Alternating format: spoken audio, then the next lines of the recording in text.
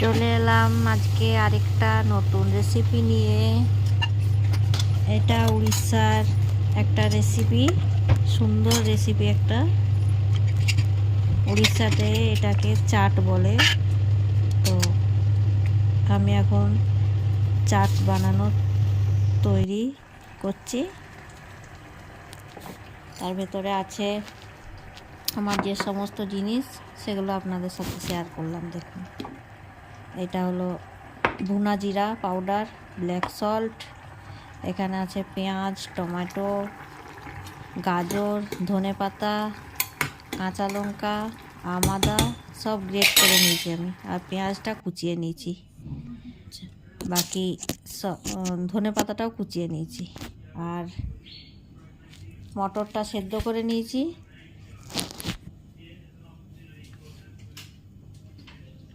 সেদ্ধ করার পরে একটুখানি ইয়ে দিয়ে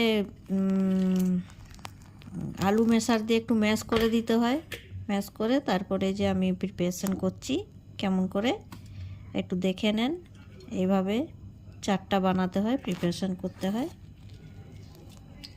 এইভাবেই চাটটা। এটা উড়িষ্যায় খায়, খুব ভালো লাগে খেতে, সেই জন্য আমিও বানালাম বাড়িতে, আর ভাবলাম আপনাদের সাথেও শেয়ার করে নিই।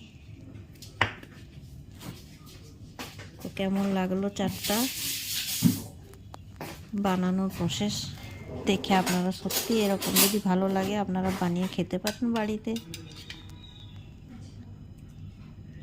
এটা হলো তেঁতুলের জল, তেঁতুলটাকে গলে জল দিয়ে রেডি করে রাখছি, এটা উপর থেকে ছড়িয়ে দিলাম।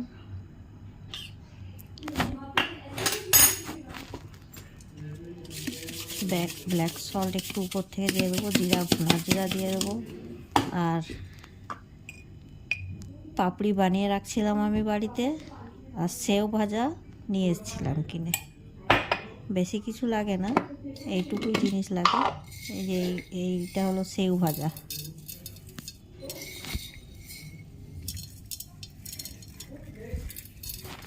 খেতে খুব সুন্দর লাগে এটা চাটটা।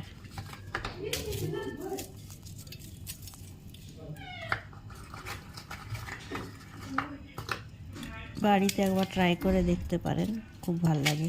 এই যে এগুলো আমি বাড়িতে বানিয়ে রাখছিলাম পাপড়িগুলো, এগুলো ময়দা আর ময়াম দিয়ে মেখে আর ছোটো ছোটো